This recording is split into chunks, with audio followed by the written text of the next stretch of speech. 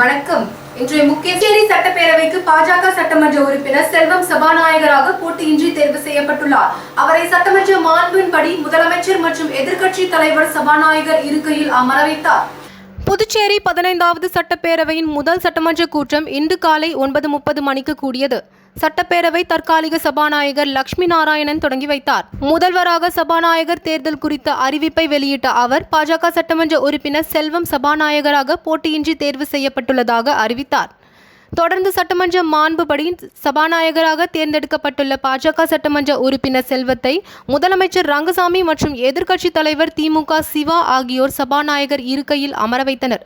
புதுச்சேரி வரலாற்றில் பாஜகவை சேர்ந்த ஒருவர் சட்டப்பேரவை சபாநாயகராக பொறுப்பேற்பது இதுவே முதன்முறை என்பது குறிப்பிடத்தக்கது.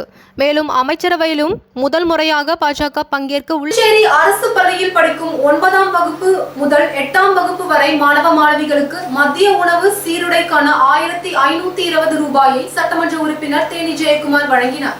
புதுச்சேரி அரசு பள்ளி கல்வித்துறை சார்பாக 9ஆம் வகுப்பு முதல் 8ஆம் வகுப்பு வரை படிக்கும் மாணவ மாணவியருக்கு மதிய உணவுக்கான அரிசி 12 கிலோ, முட்பொருளுக்கான தொகை ரூபாய் 1220 மற்றும் சீருடை தையல் செய்வதற்கான தொகை ரூபாய் 300, மொத்த தொகை ரூபாய் 1520 ரூபாயினை பள்ளி மாணவ மாணவிகளுக்கு வழங்கும் விழா இன்று கணுவாப்பேட்டை அரியபாளையம் அரசு உயர்நிலை பள்ளியில் நடைபெற்றது. இதில் சிறப்பு அழைப்பாளராக கலந்து கொண்ட சட்டமன்ற உறுப்பினர் தேனி ஜெயக்குமார் கலந்து கொண்டு பள்ளி மாணவ மாணவிகளுக்கு உதவித்தொகையை வழங்கினார். விழாவில் பள்ளி கல்வித்துறை முதன்மை கல்வி அதிகாரி மீனாட்சி சுந்தரம், தலைமை ஆசிரியை புவனேஸ்வரி, என்ஆர் காங்கிரஸ் முன்னாள் வாரிய தலைவர் பாலமுருகன், என்ஆர் காங்கிரஸ் பிரமுகர்கள் மோகன்தாஸ், சுரேஷ் மற்றும் ஆசிரியர்கள், பெற்றோர்கள் கலந்து கொண்டு தென்கலை வரதராஜ பெருமாள் கோவில் 17ஆம் ஆண்டு பிரமோற்சவ விழா இன்று கொடியேற்றத்துடன் தொடங்கியது. புதுவை மாநிலம் வில்லியனூர் சட்டமன்ற தொகுதிக்குட்பட்ட வில்லியனூர் தென்கலை வரதராஜ பெருமாள் கோவில் 17ஆம் ஆண்டு பிரமோற்சவ விழா இன்று 16/6/2021 கொடியேற்றத்துடன் தொடங்கியது. இதில் சிறப்பு விருந்தினராக தொகுதியின் சட்டமன்ற உறுப்பினர் சிவா எம்எல்ஏ கலந்து கொண்டு சிறப்பித்தார்.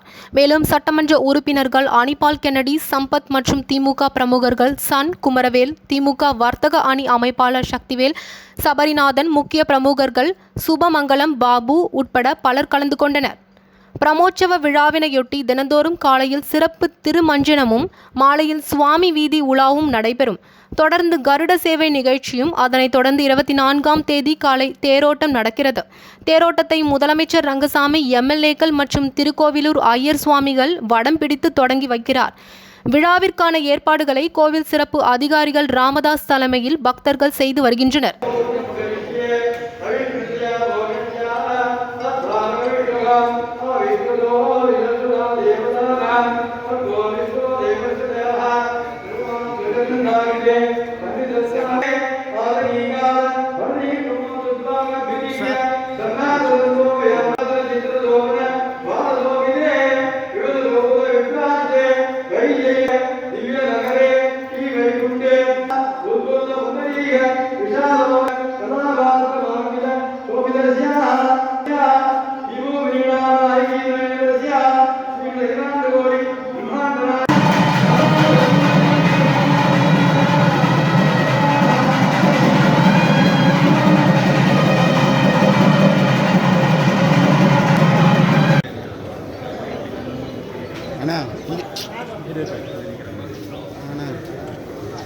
புதுவை மாநிலம் வில்லியனூர் வட்டார வளர்ச்சி அலுவலகத்தில் சட்டமன்ற அலுவலக திறப்பு விழா வெகு விமர்சையாக நடைபெற்றது. புதுவை மாநிலம் வில்லியனூர் கொம்பாக்கம் மெயின் ரோட் பகுதியில் அமைந்துள்ள வட்டார வளர்ச்சி அலுவலகத்தில் வில்லியனூர் தொகுதி சட்டமன்ற அலுவலகம் திறப்பு விழா இன்று வெகு விமர்சையாக நடைபெற்றது.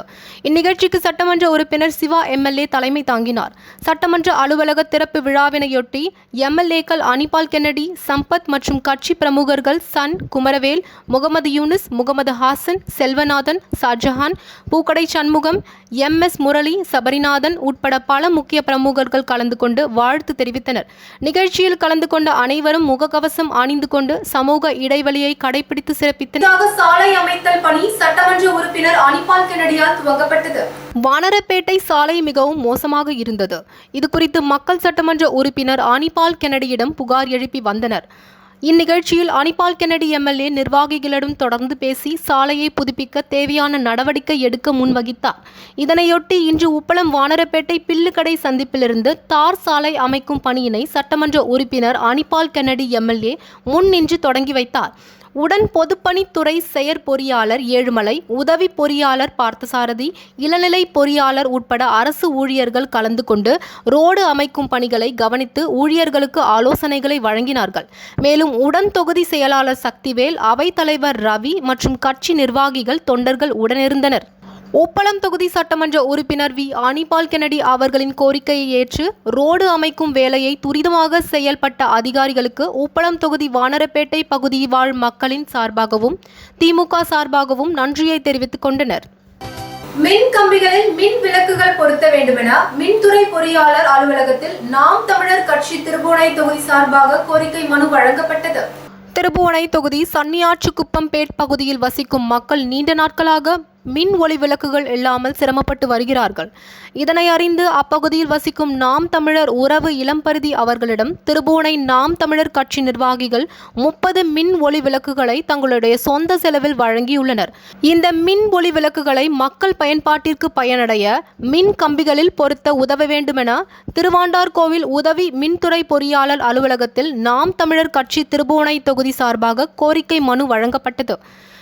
இந்நிகழ்வில் நாம் தமிழர் கட்சி திருபுவனை தொகுதி நிர்வாகிகள் ஜெயக்குமார், முத்துக்குமார் மற்றும் நாம் தமிழர் உறவுகள் பிரியன், ரமேஷ், ஹரிபிரசாத், இளம்பருதி அனைவரும் பங்கேற்றனர்.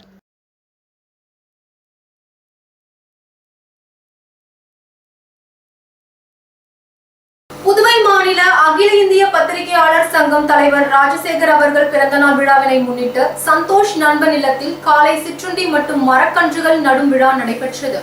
அகில இந்திய பத்திரிகையாளர்கள் சங்கத்தின் புதுவை மாநில தலைவர் ராஜசேகர் அவர்களின் பிறந்தநாள் விழாவினை முன்னிட்டு உசுடு சட்டமன்ற தொகுதிக்குட்பட்ட கோனேரிக்குப்பம் பகுதியில் அமைந்துள்ள சந்தோஷ் நண்பன் இல்லத்தில் காலை சிற்றுண்டி வழங்கப்பட்டது. இதனைத் தொடர்ந்து மரக்கன்று நடுதல் விழா மற்றும் நலத்திட்ட உதவிகள் வழங்கப்பட்டன. இந்நிகழ்ச்சிக்கு தினசங்கு ஆசிரியர் நாகதேவன், சரவடி ஆசிரியர் சுரேஷ், செய்தி ஆஞ்சன் நிருபர் முனியன் ஆகியோர் தலைமை தாங்கினார். இந்நிகழ்ச்சிக்கான ஏற்பாட்டினை புதுவை சுடர் ஆசிரியர் சிவகுமார், புதுவை மனசு வார இதழ் ஆசிரியர் ஸ்ரீ சிவசக்தி, தர்ம அறக்கட்டளை நிறுவனர் ராஜ ராம்குமார் ஆகியோர் செய்திருந்தனர். மேலும் இந்நிகழ்ச்சியில் பத்திரிகையாளர்கள் பழனி தேவா, ஆனந்த், அப்பு, இளவரசன், மணிகண்டன், அன்பரசன் ஆகியோர் கலந்து கொண்டு பிறந்தநாள் வாழ்த்து தெரிவித்தனர். சட்டமன்ற தொகுதிக்குட்பட்ட சுல்தான்பேட்டை பகுதியில் வில்லியனூர் மோட்டார்ஸ் நிறுவனம் திறப்பு விழா சட்டமன்ற உறுப்பினர் சிவா பங்கேற்பு.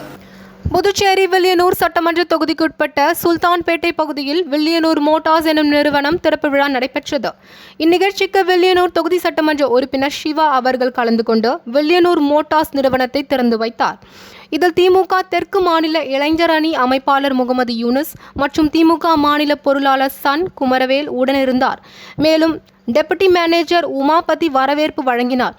மேலும் நாடு முழுவதும் பெட்ரோல் விலை உயர்வு அதிகமாகிக் கொண்டிருப்பதால் புதிய ரக எலக்ட்ரிக் வாகனங்கள் இவ்விழாவில் அறிமுகப்படுத்தப்பட்டது. இவ்விழாவில் பொதுமக்கள் ஆர்வத்துடன் வாகனங்களை வாங்குவதற்கு முன்பதிவு செய்து கொண்டனர். மேலும் நிகழ்ச்சியில் அனைவரும் சமூக இடைவெளியை கடைபிடித்து முகக்கவசம் அணிந்து கொண்டு விழாவில் கலந்து கொண்டு 5 லட்சம் புதிய திட்டத்தை மு.க. ஸ்டாலின் தொடங்கி வைத்தார். தமிழகத்தில் கொரோனா வைரஸ் பாதிப்பால் நடுத்தர வயதை சேர்ந்த பலர் உயிரிழந்துள்ளனர். கொரோனா முதல் அலையை விட 2வது அலையில் ஏற்பட்ட இதுபோன்ற உயிரிழப்புகளை பல குடும்பங்களில் பெற்றோர்களை இழந்து குழந்தைகள் தவித்து வருகிறார்கள். இதுபோன்ற பெற்றோரை இழந்த குழந்தைகளின் நலனுக்கு தேவையான நிவாரண உதவிகளை உடனடியாக செய்ய வேண்டும் என்கிற கோரிக்கை பல்வேறு தரப்பிலும் முன்வைக்கப்பட்டது. ஏழை தாய்மார்களின் சிறப்பே நமது அரசின் சிறப்பு. மு.க. ஸ்டாலின் ட்விட்டர் பதிவு. இந்த நிலையில் பெற்றோரை இழந்த குழந்தைகளின் நலன் கருதி அவர்களுக்கு உரிய நிவாரணம் வழங்க முதலமைச்சர் மு.க. ஸ்டாலின் முடிவு செய்தார்.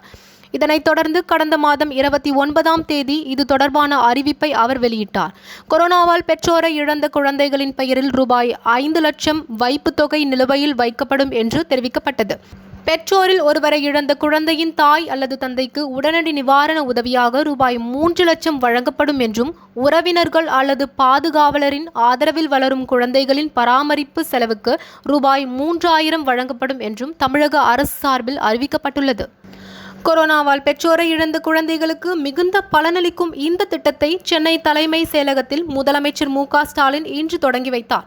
இந்த நிவாரண உதவிகள் தொடர்பாக அரசின் வழிகாட்டு நெறிமுறைகளை வகுப்பதற்கு நீதித்துறை செயலாளர் தலைமையில் வழிகாட்டு குழு அமைக்கப்பட்டுள்ளது. இந்த குழுவினர் வழிகாட்டு நெறிமுறைகளை வகுத்து வெளியிட்டுள்ளனர். சென்னை ஆழ்வார்பேட்டையில் உள்ள நியாய விலை கடையில் முதலமைச்சர் மு.க.ஸ்டாலின் இன்று நேரில் சென்று ஆய்வு மேற்கொண்டார். தமிழகம் முழுவதும் நேற்று முதல் நியாய விலை கடைகளில் குடும்ப அட்டைதாரர்களுக்கு கொரோனா நிவாரணம் 2ஆம் தவணையாக ரூபாய் 2000ம் 14 மளிகை பொருட்களும் வழங்கப்பட்டது. இந்த நிலையில் சென்னை ஆழ்வார்பேட்டையில் உள்ள நியாய விலை கடையில் முதலமைச்சர் மு.க.ஸ்டாலின் இன்று நேரில் சென்று ஆய்வு மேற்கொண்டார். இத்துடன் இந்த செய்திகள் நிறைவடைந்தன. நன்றி.